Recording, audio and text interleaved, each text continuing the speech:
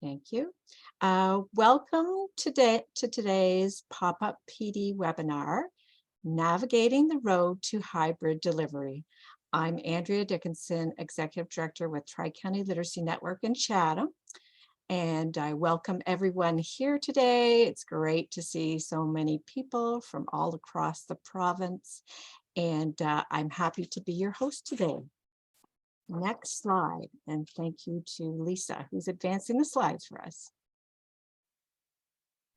I would like to begin by acknowledging the Indigenous peoples of all the lands that we are on today. While we meet today on a virtual platform, I would like to take a moment to acknowledge the importance of the lands which we each call home. We do this to reaffirm our commitment and responsibility in improving relationships between nations and to improving our own understanding of local Indigenous peoples and their cultures. From coast to coast to coast, we acknowledge the ancestral and unceded territory of all the Inuit, Métis, and First Nations people that call this land home. Next slide. A little bit about the pop-up PD for literacy educators. Many of you have probably been to one of our webinars before, but just a little background and reminder, a free webinar series developed by Ontario's LBS regional networks and the provincial support organizations for literacy. Thank you to the members of the committee for their continued work on the series. The series supports LBS practitioners with presentations on topics important to them, English language webinars presented for LBS practitioners annually since 2015-2016, so we've been doing this for a while, French language transcriptions coming soon, and I'd like to extend my thanks to COFA for their continued support on that. All webinar presentations, recording links, and transcriptions, there's a link to that, the pop-up PD resources for LBS educators, so you will be able to get access to the PowerPoint and the recording and the transcripts. And of course, webinar topic ideas are welcome at echannel@contactnorth.ca. I would also like to extend a thank you to Deaf Literacy Initiative, who coordinates the ASL interpretation for the series. We have ASL interpretation available for the session today. Thank you to our ASL interpreters, Carolyn and Rebecca. And technical support for this series of webinars is provided by Contact North. The work of the Pop-Up PD Committee is funded by the Ontario Ministry of Labour, Immigration, Training and Skills Development. And also assisting today is Stacy with Contact North, Heather and Barb, and Lisa with helping with the slides. So thank you so much for your help today. And as far as our panelists, through the presentations from the panelists, we will explore hybrid delivery or a combination of face-to-face and online learning. And we'll also touch on the topic of hybrid meetings. And I'll provide an introduction for each panelist who's listed here before they present. Just a few housekeeping items. We won't be taking a formal break during the session, so if you need to step away for a moment, feel free to do that. Of course, we would like to see you back, and we do encourage you to participate. You can add your comments and questions in the chat, and we will be sure to address them. You can also raise your hand to offer a comment. We'll mainly be addressing the questions at the end of the webinar, but as needed, they will also be addressed. And with this pop-up webinar, as Stacey had mentioned, there will be an evaluation and it will be posted in chat. Will be also shared after the session, and we really encourage you to complete the evaluation. Your feedback is very important to it, and we do refer to it when we're planning in the future. So next slide. So we'll start with our first panelist, Lisa MacArthur, and she is the program manager of the literacy group in Kitchener. Lisa has been working as an adult educator since 2003 in a variety of capacities. They include, but are not limited to, being a certified educational skills assessor, a family literacy facilitator, and certified clear writing consultant. Lisa has sat on a number of community advisory committees and has evaluated numerous literacy projects. Lisa also continues 2 decades of work in the health sector as a chiropody clinic manager, patient educator, and as a registered reflexology practitioner. She combined her experience working in healthcare with that in literacy to co-develop the Diabetes Essential Skills Kit in 2012. In her spare time, she is an avid audiobook reader, likes to travel off the beaten path, and recently stepped out of her comfort zone and learned to sail. So she's very good at the skills for success as far as adaptability. So I will pass things over to Lisa now. Thank you, Lisa. Good afternoon, everybody. Here's where I have to get my slides running again, which the slide doesn't want to forward. Isn't that interesting? There we go. A very, very quick summary. We have been using hybrid delivery and hybrid digital face-to-face tools at the literacy group pre-pandemic, but obviously we've expanded that during the pandemic, and it touches on virtually everything that we do. There is no part of our organization that doesn't use it in some capacity, although the definition of hybrid could be up for debate a little bit. So I will be talking a little bit about what hybrid means in certain parts of our organization. Organizationally, we, especially in our meetings, we subscribe to the closer definition of hybrid in that we have members of the same meetings be both face-to-face and present with the minute taker and sitting around a desk, but we also have people joining in online as well through Zoom meetings. This includes things like our staff huddle, which we do every Monday, our coordinator meetings that happen every week as well. Our board meetings are absolutely hybrid at this point with both online and face-to-face presence. Our learner celebration actually was a hybrid event. We had Minister Bardish Jagger actually attended the meeting virtually from the back of a limo. We had someone that was attending on Zoom from the San Francisco airport, and then we had musicians and students and staff with us face to face in our celebration space. So that one was fun to put together, and I'll show you what that looks like a little bit later. We've been offering services face-to-face and online using e-channel and then our own synchronous and asynchronous programming. And we've been offering training as well, not only to students, but to our volunteers, to staff, and we've been helping out other organizations as well as they transition to either full online tutoring or a combination of face-to-face and online tutoring. To do this, we had to do some fairly significant investments and ended up purchasing 8 Pro Zoom accounts, all of which are used. In fact, sometimes we're scrambling throughout the week to find an empty Zoom room to be able to host our tutoring sessions and some of the other meetings that we have. And as far as the actual devices are concerned, pretty much anything you can think of that would allow you to meet virtually, we're using those as well.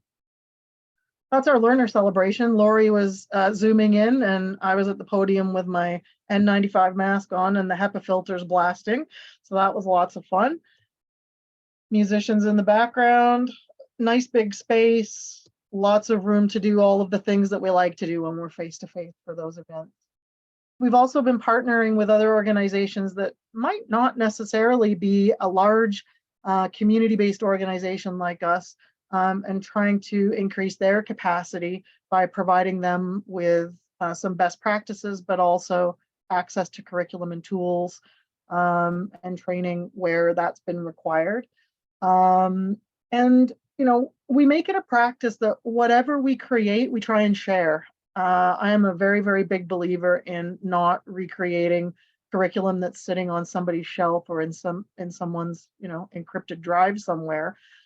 These are resources that we don't have time to keep creating over and over and over again when someone has them elsewhere. So if you're looking for something, please knock on our door and ask us if we have something.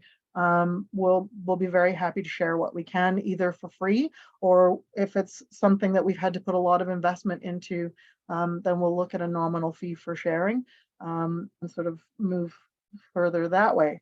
One of the other pieces that started our journey really into the hybrid milieu, we created a learner portal with the help of Alpha Plus right at the inception of the pandemic. In fact, one of our coordinators who had co-created it with another staff member, as she was leaving the office on our last day before we all started working from home, she said, "I've put a ticker on the learner portal. I'll see you when COVID is over." And after a year of having been working with Monica at Alpha Plus, we built this portal. That portal is there for all of your learners.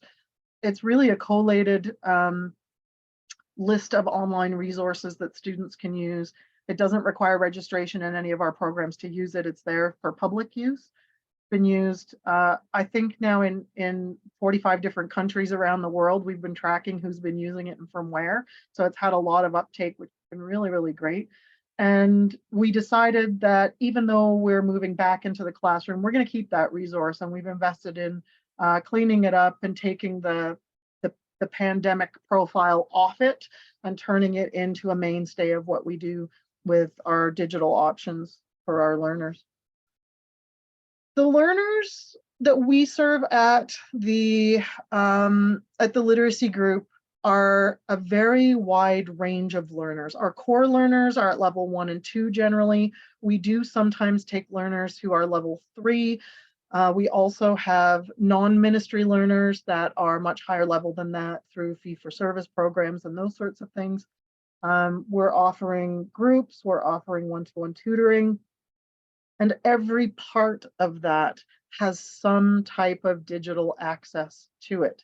For our very low-level learners, the aim is to get them the programming they need in the way that they need it, which in many cases is face-to-face learning. So that now has started to come back on board again. But in order to be able to build our capacity face-to-face again, we need to be able to foster digital skills in those learners so that they can take part in a full range of programming that's being offered digitally through Zoom. And so for those learners, hybrid might look like coming to the literacy group's offices to work with a one-to-one tutor, working through the digital skills in order to be able to get into a Zoom meeting, and then accessing our core Zoom class that's running at the Kitchener office while the learner is actually housed with us in Cambridge on our devices using our internet. And for those learners, that's their definition of hybrid. In other cases, we have learners who might be participating in one of our customer service programs offsite, where they're working with a YJC group or another group where they're already working together face-to-face. And our instructor is delivering our programming as a webinar setup, much like this, but to a group who are all sitting together, and they're able to have that face-to-face and the coffee, additional support from a live person from their program, and we are able to jump in with that hybrid delivery of an existing program of ours. And One Roof particularly is the example I use in that case. We used their facilities, we used their hardware, and presented via Zoom to a group of their existing learners. So there's lots of opportunities for different definitions of hybrid. And even prior to the pandemic, this was February 2020, and hybrid looked a little bit different then. We had a stand-up customer service class for a very, very short group of people, or a small number of people, I should say, but it was super interactive and already up on the smart board, and that's what hybrid looked like prior to the pandemic. It made it very easy for us to transition quickly into being able to go from providing this kind of hybrid programming or this blended programming into something that sort of fits the corporate definition of hybrid programming. Obviously, as you can imagine, computer training is central, not just for our learners, but for our staff and for our volunteers as well. We have been very much leaning on Alpha Plus for PD. I mean, I was in PD the other day and learned at least 4 new things that I forwarded on to our staff that are productivity tips that without that kind of training and without the ability to invest in me getting that training and the rest of our staff getting that training and providing that training to our tutors who then can provide that to our learners, much of the stuff would not be able to happen. And so, you know, everything that you see here in this big long list is fundamental to making the decision that this is something that we're going to invest in, not just as a project, but as a keystone to what we do with our delivery. And the tutors unbelievably have really like taken the bull by the horns. We did have a few that said, no, I'm not interested in this. But because we had so many that were very much interested in the kind of programming that we wanted to deliver, and as it turns out, the kind of programming that we wanted to keep and integrate into our permanent delivery system, they've really come along, and they've started now signing up for PD that you would normally see staff members in. Some of the folks that you see in other pop-up PD, some of the folks that you see in training that's being provided by Alpha Plus or MTML, for example, some of those are our tutors. They're not paid to be there, but they want to be there because they want to be an active part of the transition that we're making, which has been fantastic. You know, obviously there's some AODA pieces that we need to look at, and hybrid accessibility is not for everyone, which is why we definitely wanted to maintain a presence, both a face-to-face presence, but also an online presence as well. The professional development piece is critical, and we're very lucky that, you know, we belong to a network that prides itself on making that professional development available to us and searching for it and providing it, but also that our organization, and you know, not only do we get invited to be panelists and, you know, pop up PD and those sorts of things, but you know, we get tapped on the shoulder for other things as well, where there's that one-to-one professional development that needs to happen. So we're very much about sharing what we know. There's a piece in here that I've kind of bracketed as critical, and it's a piece of training that the United Way has made available to our executive director, Chris, and myself. And we work with a consortium of not-for-profit leadership teams through a gentleman called Scott Smith at High Impact Systems. And what we've had to do has been an immense stress on everyone in our organization. Change always is. And so what we get from that training around change management has also been a big key in making sure that no one shows up at my office, you know, in tears or with a shotgun or any of the things that you really want to avoid, right? It's really hard. And then you throw a pandemic onto it as well.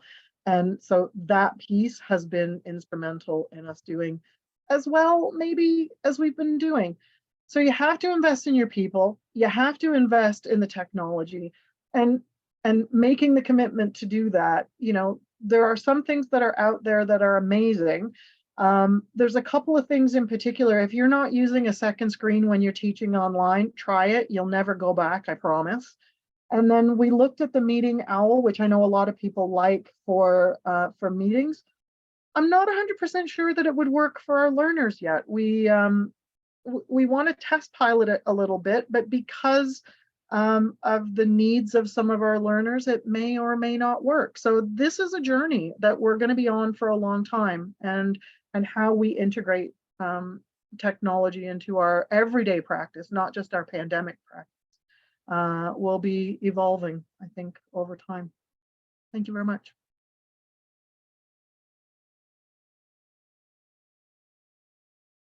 So I should say that after all of that, apparently someone from the outside was looking inwards and said, hey, they're not too bad at that. So there you go. I forgot that slide. Congratulations and well deserved, Lisa. Thank you so much for your presentation. And I saw in the comments too how much people appreciate your sharing your resources and your expertise. So thank you. And our next panelists are Lori Shepard and Brenda Ryan. Lori Shepard is the LBS team leader for the Lambton Kent District School Board.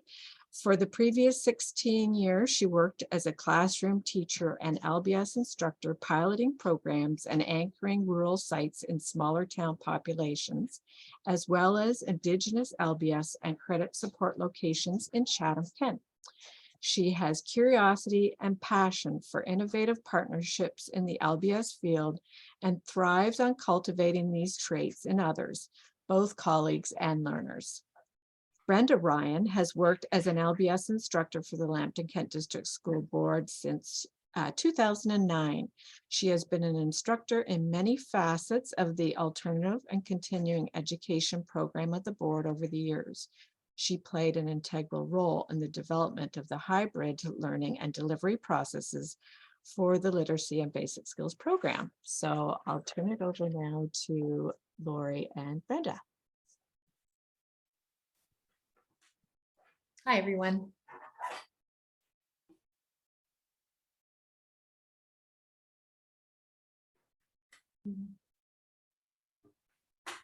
Lori, you're on mute.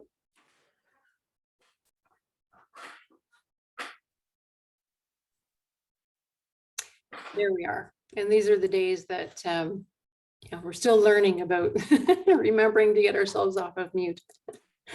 So thanks, Andrea, for the introductions. And so Brenda has graciously agreed to help me with this presentation today because she has a lot of experience with the students who are working in the hybrid model.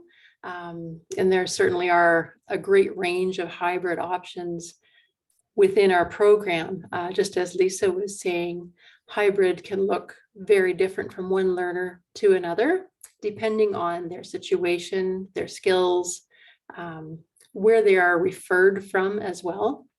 So being a school board literacy provider, most of our students, of course, are on a credit pathway.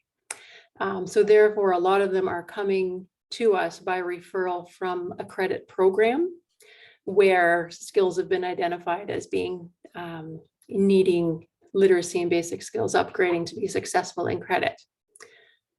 A lot of our learners also come from community partners, such as Ontario Works and other community partners who have identified them as people who are interested in upgrading skills for employment or for credit.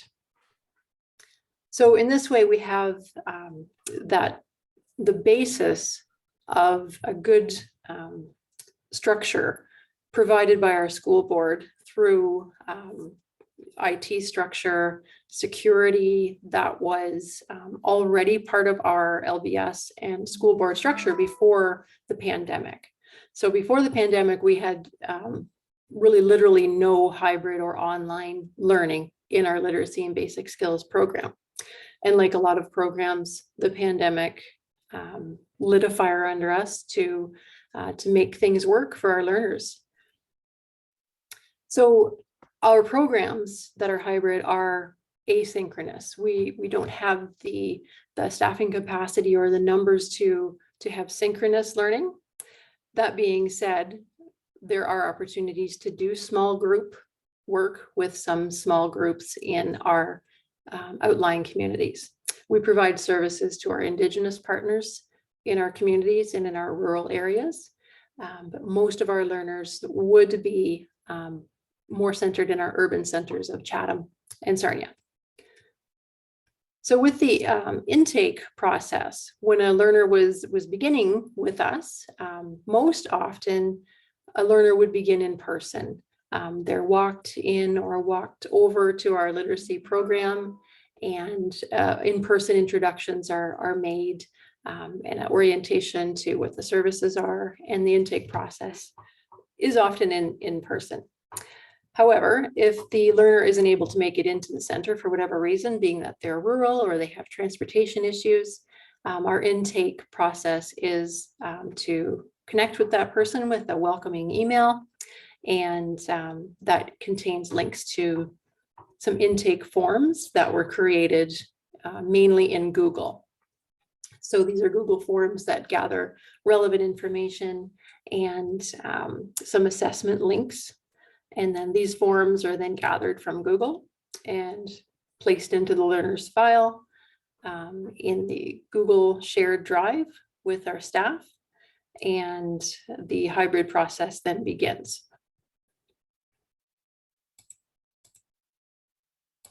And I was just going to ask Brenda if she wanted to add a little bit more detail about the process, or maybe an example of a learner who would have gone through this key intake process. Yeah, in most cases, we have our credit classroom, and across the hall is our LBS classroom. So a learner would go to the credit classroom,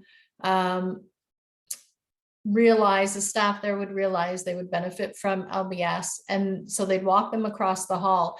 At that point, if the learner can stay, and we usually try to encourage them to stay at least long enough to have that one-on-one conversation, try to create a rapport with our intake instructors, which has changed as well. Now with the online, we now have specific intake instructors. So they're dedicated to doing the intake and doing all those initial forms, which has really helped out a lot for the classroom instructor not to have to worry about that. But we create that rapport and then try and get that PRF done with signatures. And we tell them about the learner plan, that they'll be sent assessments and the rest of our registration forms. And we actually we have a page separate from the learner plan, but it's where they sign, but they don't date it. And that gets attached to the learner plan when all the intake is done and the learner and the assessments are done, which the assessments get sent out in our second email. And when we've created the learner plan, we email the learner plan and their login instructions and everything. And at that point, when the learner starts, that's the date where they're showing us they've approved the learner plan, they're ready to get going. And that's the date we put on for their learner plan acceptance. So every learner gets emailed their learner plan right off the bat.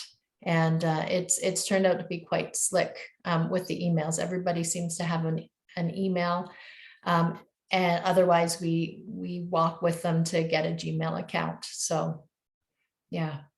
Okay, great. Thank you, Brenda. If anyone has questions, maybe just pop them into the chat. We'll be happy to address as we go along. And I think someone's monitoring that. So next slide, if you could, Lisa. This, Brenda, did you want to describe what this is? Yes, so this is an example of the email. We created templates for the email, so you're not retyping up the email all the time, which has our links. So the first email has all the links to all our Google forms for the intake form, so confidentiality form, learning styles, all that. And then this is an example of our second email with the assessments. So attached to, you see the little blue math writing, they can just click on that and a Google form for the math assessment will come up and they work through it, submit their answers. Same with the writing, they answer the questions, they write their paragraph, whatever it is. So then we we automatically, once they submit that from the Google form, we have it, and we just then copy that over into their electronic learner file. Great. Next slide then, Lisa.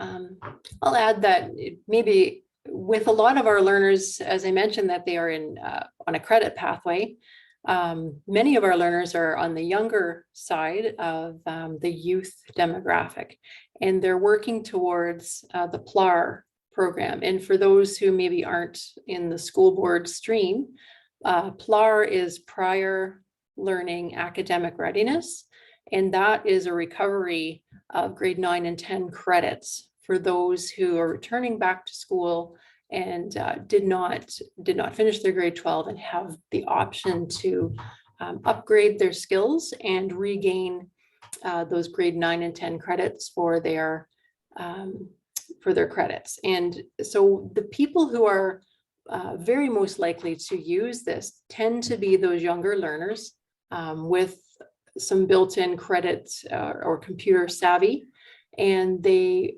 prefer to work remote, and then they come in or are contacted by the teachers who are monitoring their progress online. So the platform that we use is called Brightspace.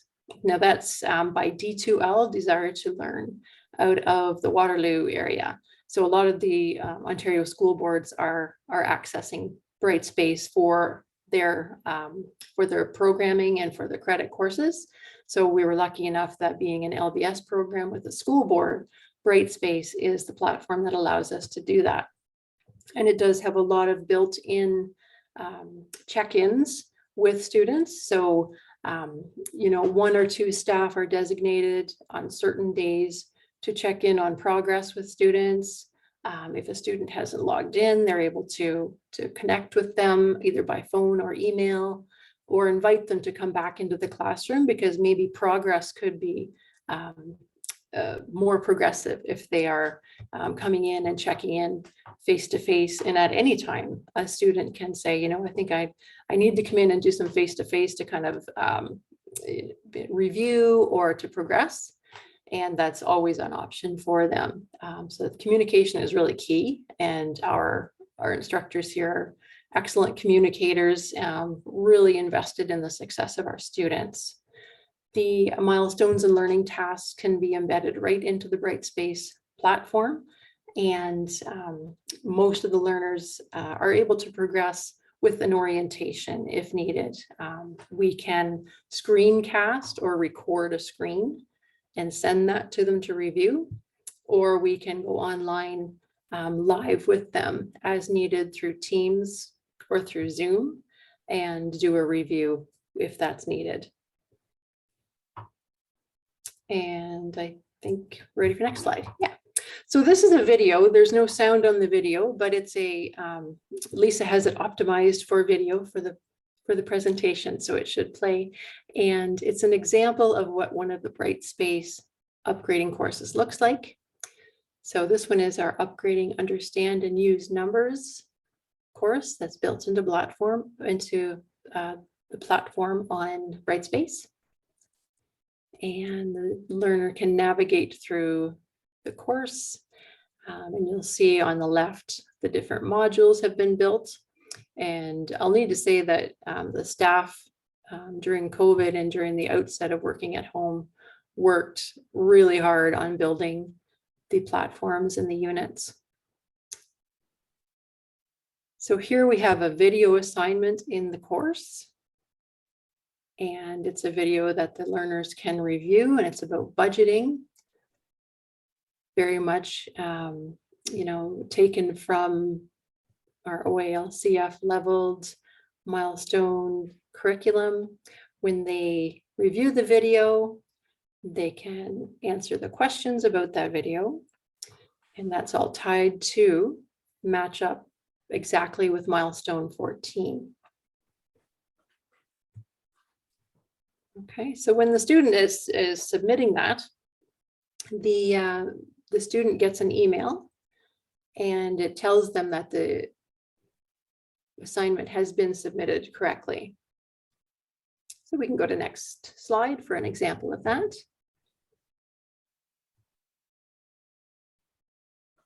So being the person who recorded that video and acting as a student, I submitted that assignment, and on the left is the email notification that my submission went in. So as a student, I know it went well and that the teacher will respond and reply to me soon. Then on the right, you'll notice that email is an email that say I'm the marker for the numeracy modules that you just looked at or saw. And so I received this email when an assignment or a quiz is submitted.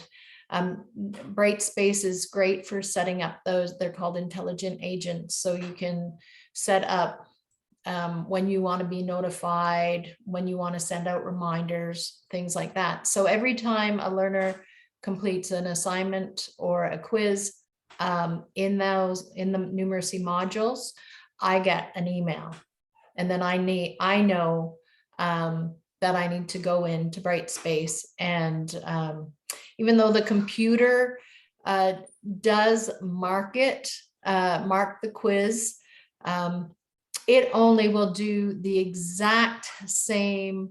It'll mark the answer correct only if it's exactly how we input it. And learners can, add an extra space, or, just forget the $ type thing.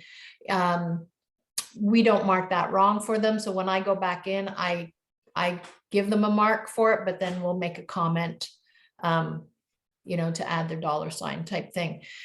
So I always go in and I remark them and leave comments, well done, great job.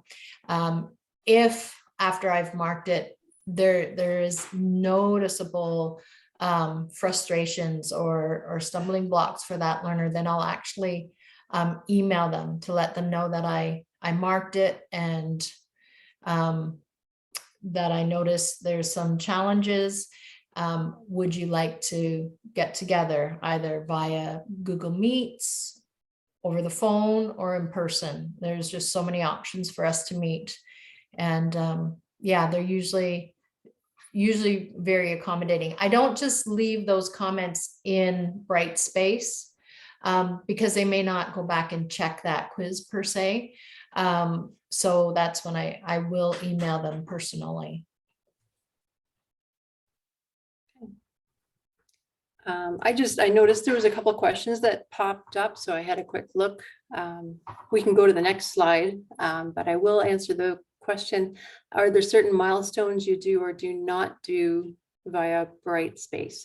So I mentioned milestone 14 because it's pretty versatile. It's responding to a video.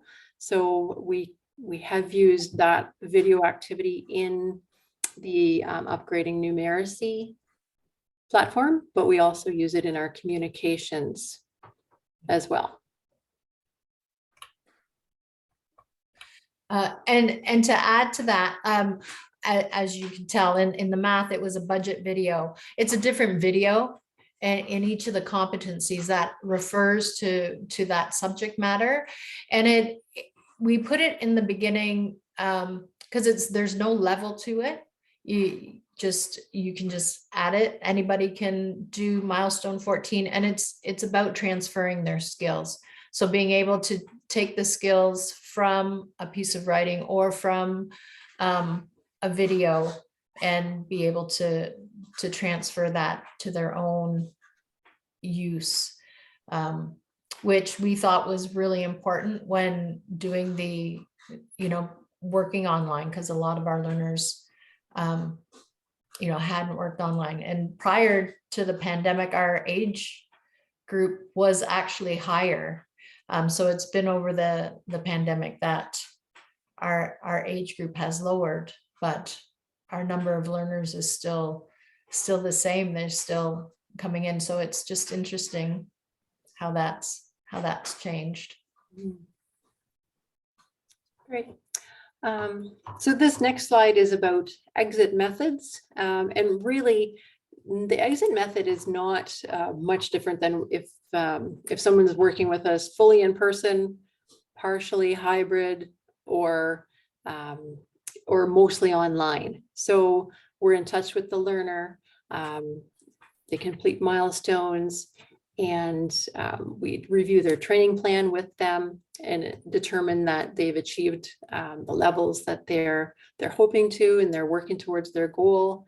And they are then, go through the exit process with surveys, sometimes a culminating task, which has to be done in person. So that would be a big chunk of their hybrid delivery that they would come in to do that. Our learner surveys can be done in person, or they're also done by a Google form. So whatever use is best for that learner.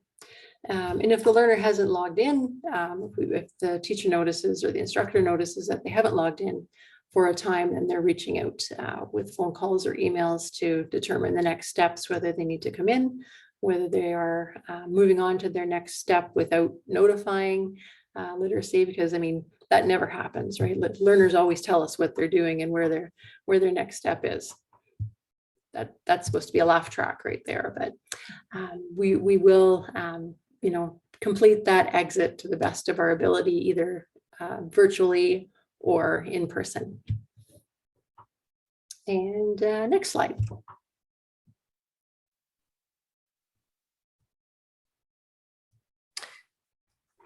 So there have been, as you could probably tell, there's challenges. There's been so many benefits with having the online, working online in D2L, but there are challenges, of course, as working online.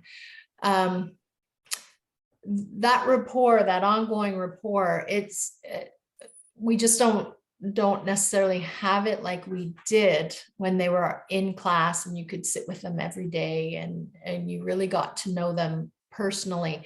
There's just not that teacher contact, and then that strong rapport, and really am noticing it too as learners are coming back. Now, if I'm really noticing learners struggling online, I'll really, even over a Google Meet, I will encourage them to come in to be able to start really building that online rapport. I just find it helps so much with their self-esteem, because if they're struggling, we see it when they're struggling in class and you're walking along with them in, side by side, and they finally get a concept and that light goes on. It's like, wow, you've just given them the world. You don't necessarily have that virtually. So that, I would say, is one challenge, but we've been working really hard to try to keep that communication going.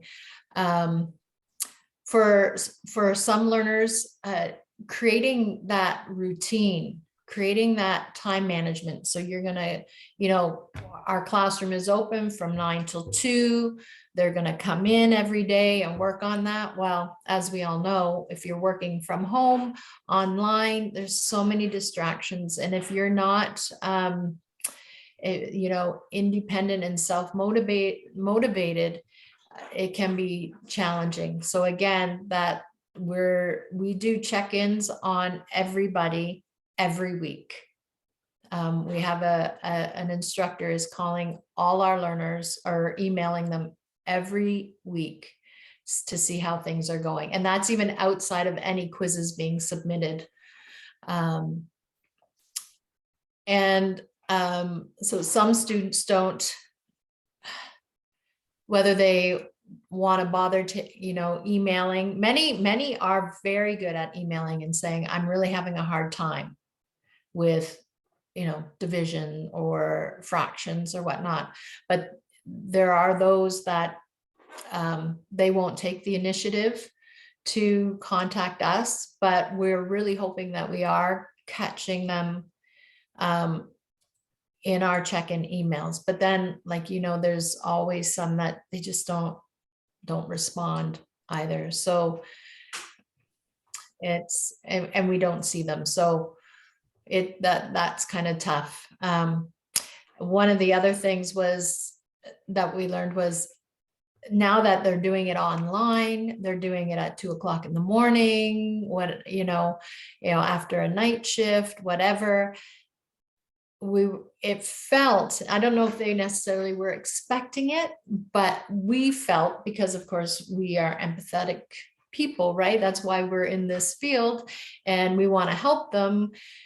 We were trying to respond constantly. So they were respond on a Saturday. We took a look at our emails. We were responding. So for that first year of the pandemic, by the time that first year was over, I think all of us, and at least in the classroom that I'm in, and there's 5 of us, we're feeling a little burnt out, because we were always answering questions day and night.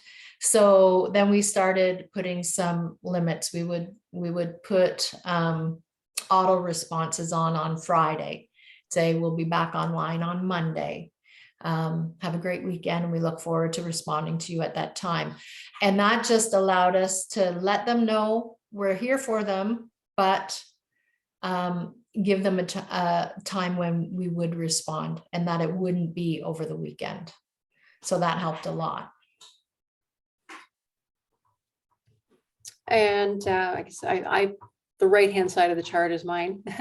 So benefits, again, I think Brenda kind of touched on it anyway, even talking about challenges, is that it meets the needs of learners, and learners who maybe are young moms and could only come, once or twice a week into the classroom because of daycare issues or hours.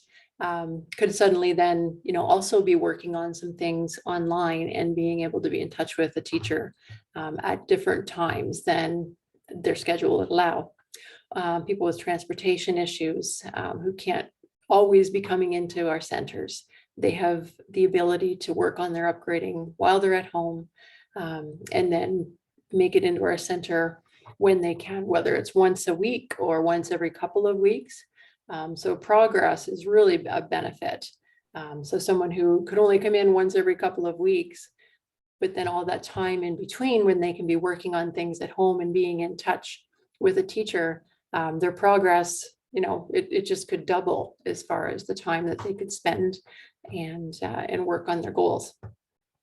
Using videos and so many resources that can be tapped into when you're working in a hybrid situation with the learner, and not always available when you're sitting in a classroom. I think when you're in person, you sometimes limit yourself to what you see at your fingertips or maybe what's on a shelf beside you.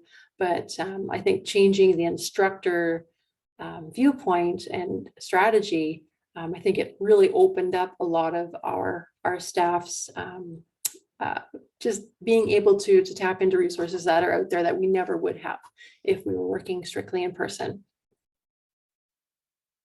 I think that's ready for the next slide, unless there's any questions. Okay, thanks, Lisa.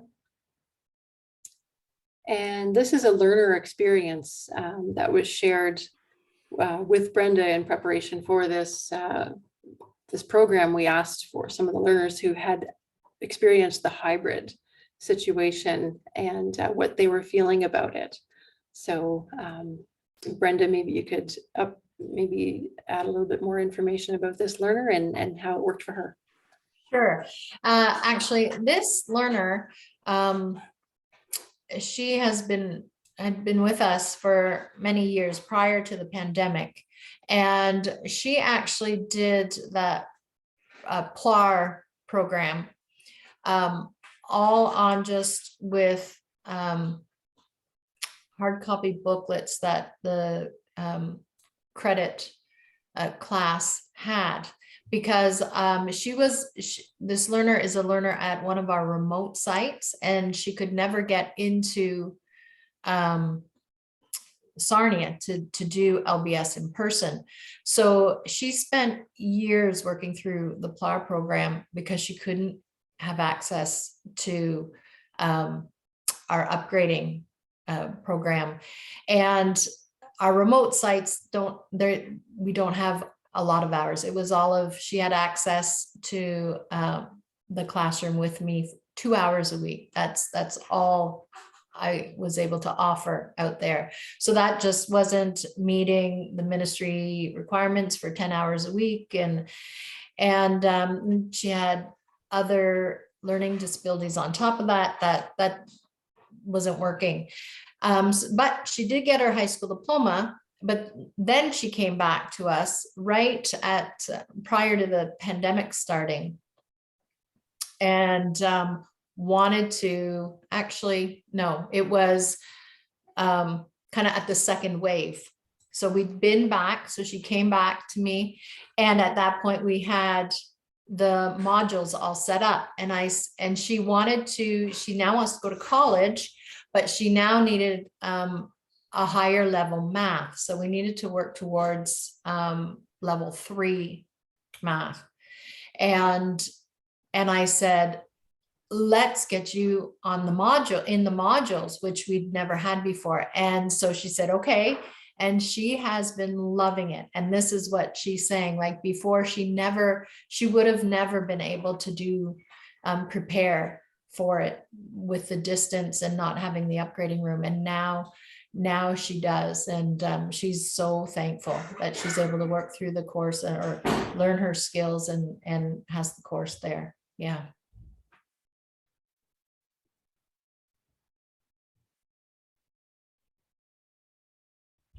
Thank you very much, Lori and Brenda, for your presentations. It's very interesting how much you learned during the pandemic and how you're combining both, being able to serve learners face-to-face and combine it with their being able to be online too, to kind of fill in where they wouldn't be able to be face-to-face. So thank you so much for sharing. We really appreciate it. And I think we're on to the next slide. So I would like to introduce Brady, our next panelist. Brady Granger is a two-spirited gay person who experiences life with learning disabilities, originally from Barrie, now residing in Lively with her soon-to-be wife, stepson, and furry creatures. She is the academic chair for the Schools of Justice and General Studies at Cambrian College in Sudbury. Prior to joining Cambrian College, Brady served as a school vice principal in Chapleau, Ontario, and a guidance counselor in the James Bay community of Moose Factory. She has been employed in the education field for more than 20 years. Brady holds a Bachelor of Science degree in psychology and a Bachelor of Education degree, along with specializations in special education, guidance, Indigenous education, and principal qualifications. Part of Brady's portfolio at Cambrian College includes managing the academic upgrading program, and she has done so for the past 5 years. So now I'll turn it over to Brady. Welcome. Thank you, Miigwech. Hello, Ani, everyone. Thank you for the warm introduction. I wanted to start by providing you with a context of our college and our academic upgrading program in general, prior to diving into the hows and whats of what we do in regard to our hybrid delivery model. So Cambrian College is a medium-sized college here in the Great White North. It's about to get whiter today, apparently, as a snowstorm is heading our way. In Sudbury, Ontario, our main campus houses just over 5,000 students, including 3,100 domestic students and 1,900 international students coming from over 50 countries around the globe. We have 2 small satellite campuses, one about 45 minutes west and one another 45 minutes south of there on Manitoulin Island that caters mostly to employment services, although both of those locations do have academic upgrading programs. I manage the upgrading program here at the main campus, where we support more than 450 students each year, including around 200 students at any given time who are moving towards the apprenticeship, employment, or post-secondary studies. We're the largest city geographically in Ontario, when you think of Greater Sudbury and all of our little communities around it. But it also has many surrounding rural areas, as you can imagine, the vastness of Northern Ontario. This remoteness can and does pose some challenges for clients, including transportation and the ability to connect virtually with providers. So having a hybrid model would cater to both of those types of students. Prior to the pandemic in 2020, our college had just moved to a minimum requirements policy for all courses, including our academic upgrading courses. This meant that our faculty were already curating some pieces of their courses through our learning management system, which we use Moodle throughout the college. We had also started taking our MARC record sheets, turning them into Excel files that we could store on our shared OneNote system that we created for our multiple teachers. Especially during the summer when faculty are off, we have a lot of part-time faculty moving in and out of our program. Finally, we had just started the process of creating some digital forms for use throughout the program, from PRF forms to our ITP, so our individual training plan forms, our course completion forms, as well as our online intake potential. When the pandemic began, it then moved us along this continuum at lightning speed, as it did everybody else, towards digital and remote delivery exclusively. We had never had a student who studied virtually with us. They had to be in class a minimum of 6 hours, and we didn't accept tests or have them available virtually, and we didn't have the capacity to or ability to have them learn online. So in March 2020, when the college system closed for just a few days to allow faculty time to flip to virtual delivery, so did our program. Our entire team had virtually, no pun intended, 5 days to transform our program into something that allowed our students to continue their studies with us. Our small but mighty team got together via Zoom to talk about how to make it happen. We mobilized around our strengths, and we were able to launch so quickly that we were the first post-secondary program in Ontario to do so, and we're very proud to be the first. It really did, oh, you can change the slide, sorry. It really did and does take a village to make this all work. So some of the things we did right at the beginning to help support this model of delivery included the following. We didn't accept any new students, just so we could focus on the current students and getting that aspect up and running quickly. We did not enter anything into CAMS for a long period of time since we didn't know what the ministry was going to require us to do. We mobilized ourselves around actionable items we could do to ensure continuity of instructions. So for example, our faculty were updating their courses online, including creating online tests for students, uploading textbooks for each of the courses. Our intake officer and student support advisor created an online Moodle orientation program for new students, as we had been fully in person for our orientation program. We held daily meetings with the team, of course, via Zoom, to ensure we all had the support we needed to mobilize around this. We digitized all processes and paperwork, including our intake assessment and applications, milestones, ITPs, MARC record sheets, culminating activities, exit surveys, course completion forms, you name it, we digitized it. We created an extensive OneNote binder system that had faculty and staff have access to where all MRSs, ITPs, referrals, withdrawals, completions were located. So everybody had access at any given time whenever they needed it. We created centralized inboxes, so our mailbox through Outlook, where students could email in order to get a hold of any faculty at any time, as they all had access to the inboxes they needed. So it means a student could email our English upgrading inbox, and any of our English faculty who were working would be able to access and be able to respond in a timely fashion. We met with our college sector committee members from across the province weekly to help support each other, get ideas, to share feedback, etc. All of this was done within a very short time frame for us. We then helped support our colleagues from around the province to help them get up and running effectively and smoothly as well. It took a long time for us to be able to come back in person, as the college was really only open for those individuals who required those really highly specialized hands-on labs in order to minimize the presence on campus. So it wasn't until last May when we were actually able to get back in person. I was one of the individuals on campus, and it was pretty lonely for a really long time, where I could actually see tumbleweeds going down the hallway, it seemed. Last May, when we were able to finally get on campus, we went from 2 classes pre-pandemic of both math, science, and English, down to 1 class in person with 1 faculty supporting the students online, and 1 person in person, so that we had a math faculty, science, and an English faculty. Students were then able to come on campus should they want to. This is where the hybrid piece comes in. So students can come into class during the day, they can study online at any time of day or evening, or meet virtually in the daytime or evening for support.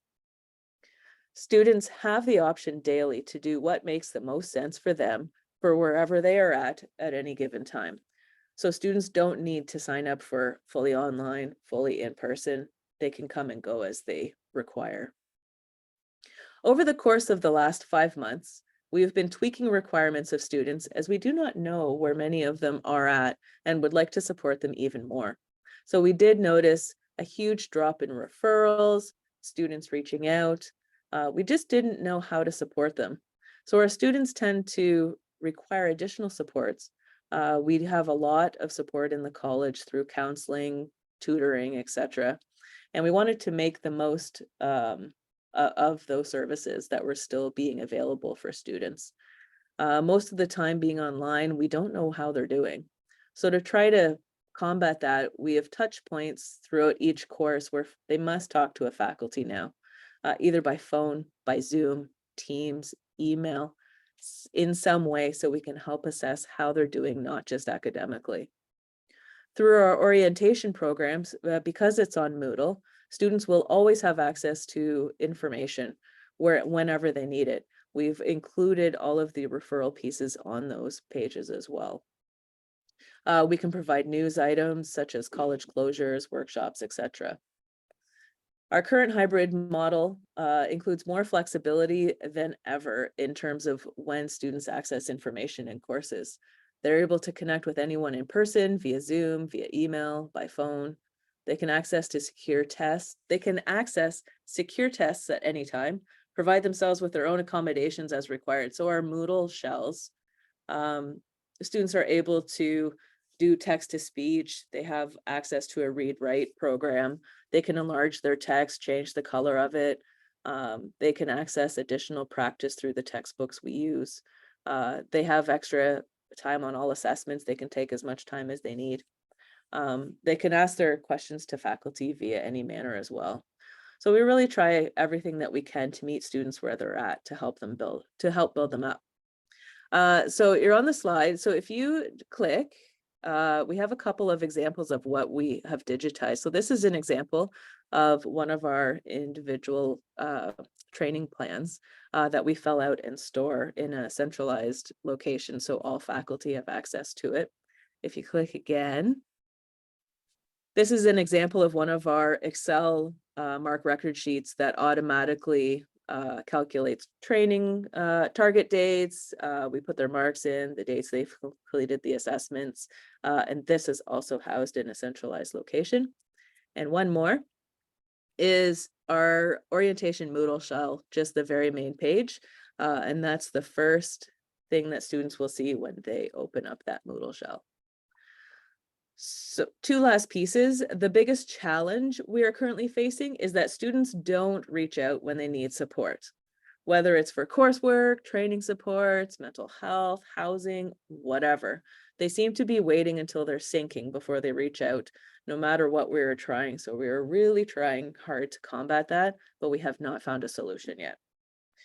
The best thing about our hybrid model is that we're able to support so many students that we have never could before. And because students are working more and more to support themselves and their families, they need this flexibility to complete the program to move on to their next goal. We're pretty excited about the hybrid opportunity, and we sure hope we can continue offering our program in this fashion moving forward. Thank you, Miigwech. Thank you very much, Brady. Excellent presentation. And I really love your emphasis on flexibility, how it's very adaptable to whatever the learner needs are. And I think that's an important touch point for everyone. So thank you, Brady. And Barb, did you have your hand up there? I did. Thanks, Andrea. I just wondered if, I'm thinking it might be good to address Janice's question from earlier in the chat Oh, sure. before we leave the hybrid delivery piece. So going back to, I think Lisa's, no, it was not Lisa's, Lori's presentation.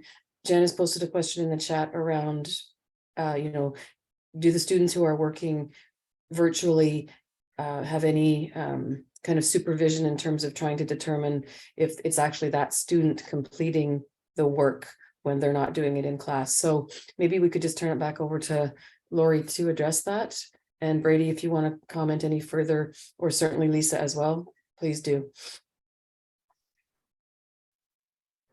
So as far as how do we know that that is the learner who's doing the work, or if we have any, like we being school board, so we would still fall under the standards of what the school board would do in that situation.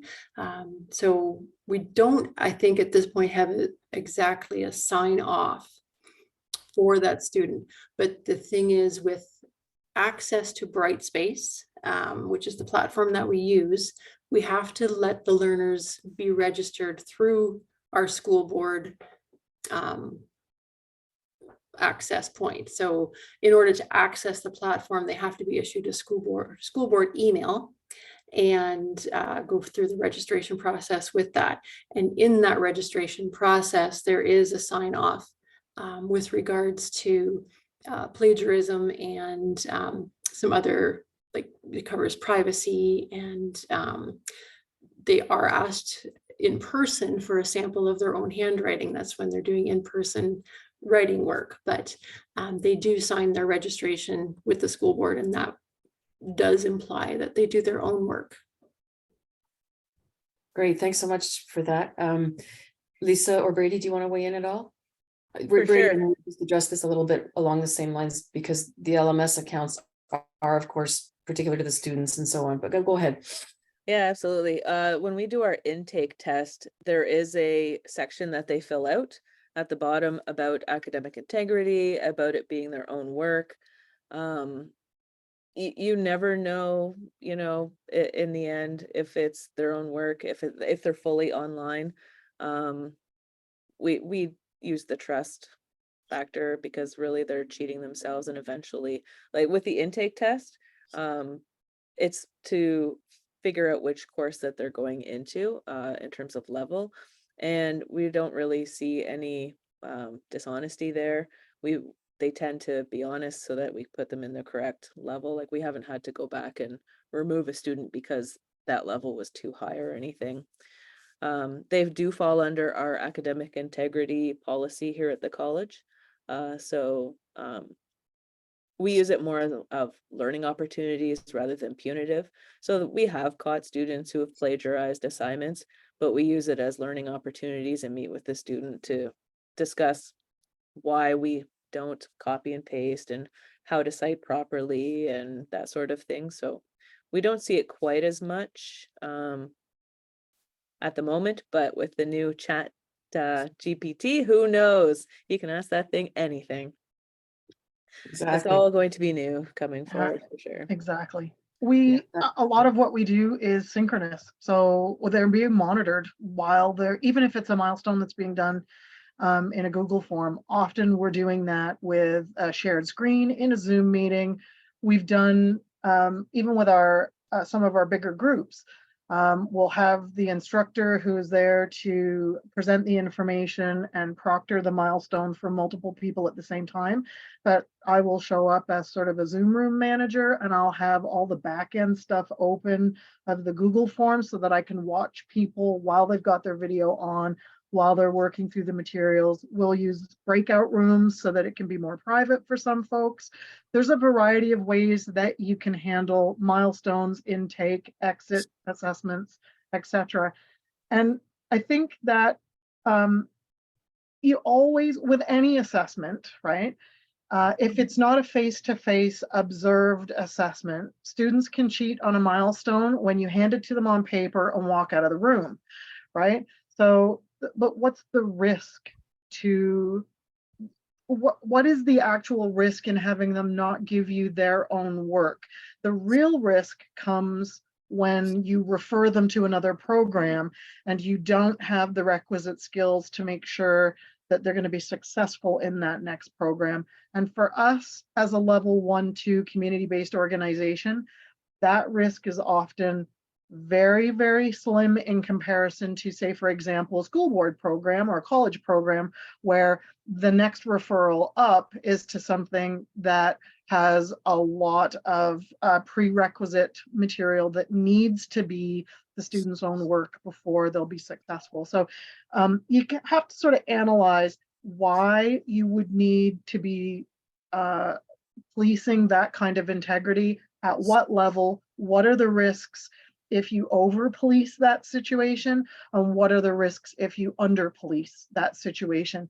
And every situation, I think, will be different. So allowing yourself a little bit of latitude to do ultimately what's best for the learner. You know, Brady's right. This is about building that trust and explaining why we assess and what's the nature of that assessment and why integrity on that assessment is important at any given time. There are ways you can do it by having it be a synchronous assessment, and then other ways that you would have to do if it's going to be an asynchronous assessment. All right, thanks so much for that. We better just pass things over to Jane. Thanks, There's some Barb, for time left here. bringing that conversation out and allowing a good discussion amongst the panel. Last but not least is Jane Tour. She's been working in adult literacy and upgrading since 1990. She is currently the executive director of Project Read Literacy Network and has worked in frontline and management positions throughout the various sectors for over 30 years. Jane is certified in various assessment tools and still provides educational assessments to learners and employment services clients. She is a certified Bridges Out of Poverty trainer since 2011. She does a great job on that. Jane was declared a learning leader by the Canadian Society for Training and Development in 2011 and Woman of the Year for Community Service in Waterloo Region in 2019. Congratulations, Jane. Jane has been providing training workshops to educators, adult literacy practitioners, and administrators across the province and Canada on various topics. So I'll now turn it over to Jane. Thanks, Andrea. That You're was, welcome. it wasn't like I wrote that at all. Anyways, I've just been so impressed. I've been listening to everybody going, wow. And Brady, how fast you guys got that up and running. That was pretty impressive because, you know, it was a scary moment. I know when the colleges all went, oh yeah, you have 3 days, figure it out. It's like, what? So this has been, I think I'm just impressed with how well all folks out there and all the programs have just taken on this and done what they could to help the learners. And from our standpoint, about a year ago, literally, well, probably actually December 2021, because I believe business plans were a little bit early that year, before Christmas. I met with 2 other networks, the Literacy Network of Durham Region and the Literacy Network of Northwest, which I believe Wendy is here today. And we decided that we really needed to, we were having a lot of meetings because we make you guys attend things like literacy service planning, and we're always meetings, all these different meetings. And we realized we needed to come up with something about how to even handle a hybrid meeting down the road. So we agreed that we were going to find what best practices are happening in the field and what best practices are happening with other businesses and other nonprofits and develop a little how-to guide. So in chat, I'm just going to give you the location of where you can find the copy of the actual how-to hybrid meetings. It's not a long read. And you can find it on our publications website. Lisa, I'm going to get you to go to the next slide so you can see what that looks like. And it's all alphabetical on there, so you can also see all the other things. We like to promote all of the stuff that we do all the time. So I always think it's funny because we always talk about what was the most common phrase, I think, in 21 and 22. They talk about what you should be saying, but let's face it, the most common phrase in 21, 22 is you're on mute, because most of us keep forgetting to hit our microphones. So it's fun to watch how long people will actually talk without hitting their microphones. All right, so we have, Lisa, the next slide. We decided that we had to do a definition of hybrid meetings because that was one of the biggest things. Some people were thinking that hybrid meetings just meant you met virtually, and other people were saying, oh no, it has to be people together, or sometimes it's just people together in the room, and you're going, okay, we need a definition. So this is what we came up with, is that at least one group of in-person face-to-face attendees connecting virtually with other meeting attendees. So you can see that little joint meeting in the middle of got people online and people in person. And that's what we mean by hybrid meetings. Next slide. So we surveyed all the support networks. So that's the literacy networks and the provincial support orgs and sectors. And we asked them, you know, what's going on? How are you running these? Well, over 2/3 hadn't even run hybrid meetings. Most of us were kind of sitting back going, what are we doing? And then there was at least 1/4 of them that said they didn't plan to run hybrid meetings. It'd be interesting now to send out that survey to find out if that changed or if not. So for those that had run hybrid meetings, the majority of the groups, 2/3 of them had run hybrid meetings, and they used a stationary camera, and 1/3 used external microphones and a large monitor or display screen. So this was really important to hear that we needed some equipment, obviously. As you can see, the majority of folks found there to be challenges in doing hybrid meetings, the same results that you would find running hybrid classrooms or groups, I'm sure, of how do you keep everybody engaged. Next. So let's talk about the best practices. Well, it was important to determine purpose and style. So really the question is, should it be on phone or virtual or in person or a mix of all three? Because people started to forget that the phone was also available. We used to do some phone conferencing before. So a lot of businesses had started to take up this whole thing called one Zoom, all Zoom. So if there was a place that they were going to have a meeting and one person was going to be on Zoom, then everybody went onto Zoom. So it was fair and they could keep that quality standard for everybody. And so somebody wasn't just forgotten online by themselves. The other question is, we always have to ask this, do we need to hold a meeting at all?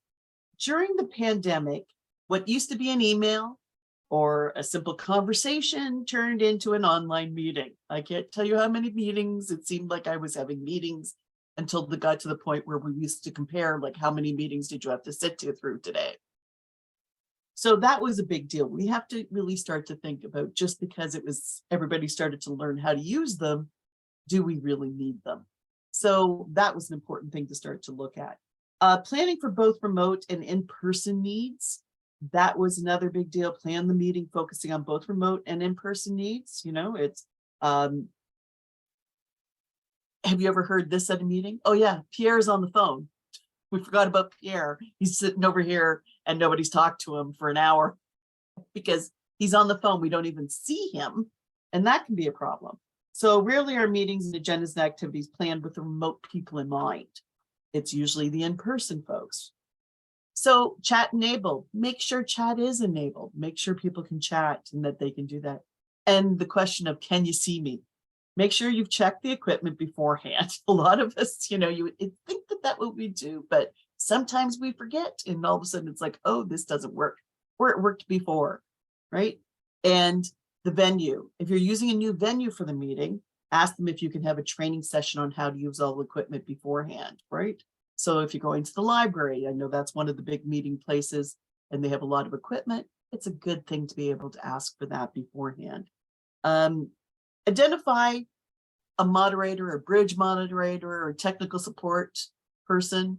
This is an important part that I always laugh about because, you know, do we always have all of that available? No, you might have to play all the roles yourself.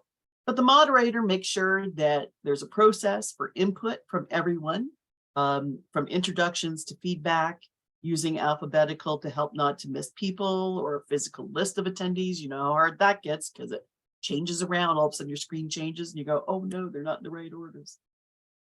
Set parameters of the meeting.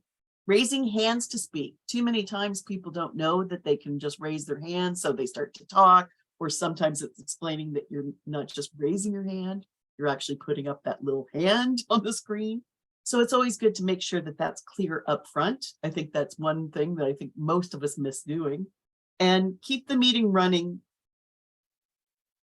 Just make it sure it's running. So this is the thing. A chair might also end up being the moderator for the whole thing, right? The bridge moderator checks online chat to ensure, like Barb's doing, make sure that participants are having been heard, or helps online and in person with technical supports, but luckily we have all of those available. Monitors the extra equipment, all of those microphones and cameras and monitors, flip charts, and they test the format and the equipment, right? Monitors are important to display those remote participants. We want to have a good monitor at the front of the room, a good size monitor, so that people can all see each other. That's why it's great if you can also have that camera, if you have a stationary camera, towards the front of the room so that they can see the majority of the room.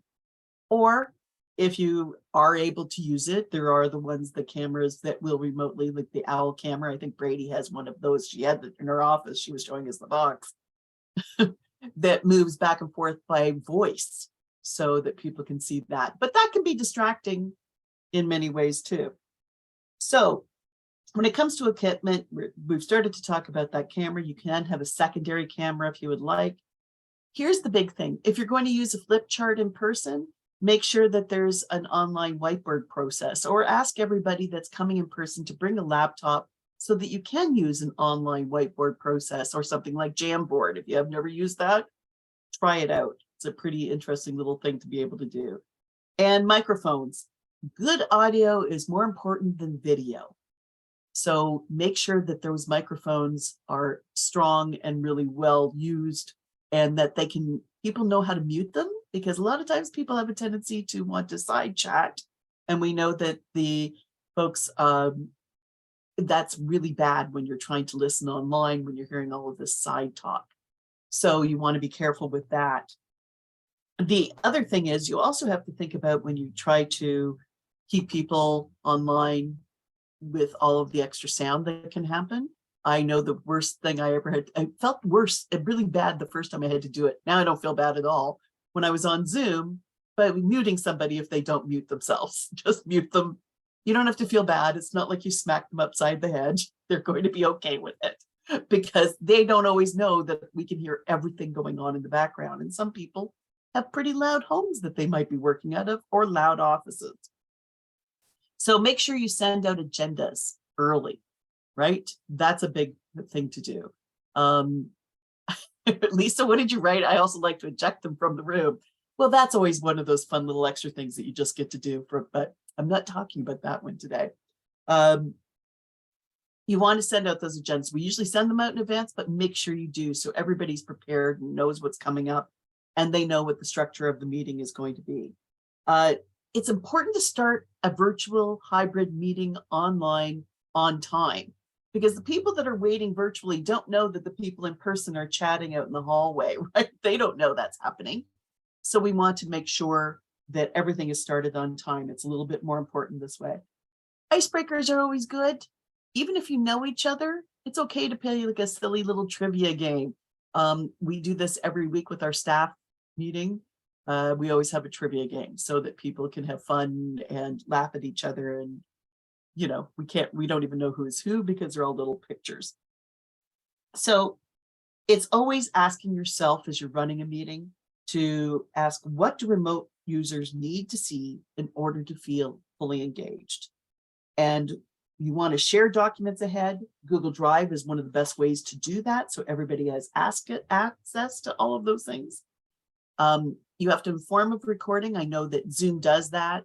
I'm assuming some of the other platforms do as well. And reducing feedback sounds. We do suggest people use headsets or earbuds. I don't use that because I find them very uncomfortable. So every once in a while, my dog does bark, but we try to stop that. The multitasking issue for online participants. You know, you're all guilty of it. If you've been in an online meeting, you've opened up another screen and you're doing some work there. But guess what? Or sometimes they start to, you know, completely not pay attention to what's going on. Well, I'll guarantee you that's a time that somebody put people in breakout rooms. So we always know the people that aren't listening are off in another room or doing work somewhere else because they're the ones that are just sitting in the lobby by themselves when that happens. And evaluate. Always ask people what worked and what didn't work well. That's one of the biggest things to do. So, Lisa, if you can just flip that one over next. So there's various platforms. Most of us know them. Microsoft Teams, Google Meet, Zoom. There's still Skype. There's Adobe Connect. There's still GoToMeeting, and there's WebEx. Stationary cameras versus panning cameras. Once again, it's up to you. The people didn't seem to say either way was better or worse. It was just the way that they were placed so people could see folks in the room. Once again, make sure those microphones are good. They don't have to be super expensive to be decent. And the monitors are really important to make sure that you have it really clear for everybody to see the people that are online too. And think about your room setup, space, and where the power outlets are. A lot of times that's the last thing we think of. And then it's like, oh, good Lord, you're looking for an extension cord or doing something else. And once again, public libraries usually have the hybrid spaces already set up for you to be able to learn. So the next thing, Lisa, is we also created different budgets. I'm just showing you this, the low end budget of 0 to 100 participants, what you would have to be putting through for if you want it. We also have budgets in this report for medium and high, for 100 to 300. The price goes up significantly, but the first price is the investment in the equipment, right? So we also recommend different equipment. And you can see here's a total per year one cost of $814, but then annually after that, it's going to cost you about $95 to run these things. So you have to think about those kind of things. That's the process, but the budgets will help you out and it gives you some really good ideas of the equipment. So I would suggest looking at that report. And Lisa, happy hybridation. Thank you, Jane, for the quick run through and overview. And your report is available for people to get more details. Thank you. I think there's a lot of lessons learned, and we appreciate you sharing that with us. We are close to the end of our time, but for those who are willing to stay, maybe we could just see if there's any questions.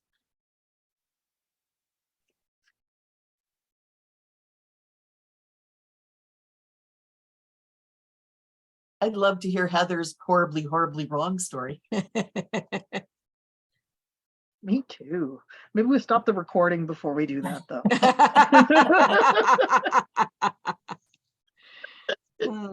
Maybe I'll just take the opportunity to thank our presenters for sharing their expertise and to thank everyone here today and just remind people to complete the evaluation before they leave.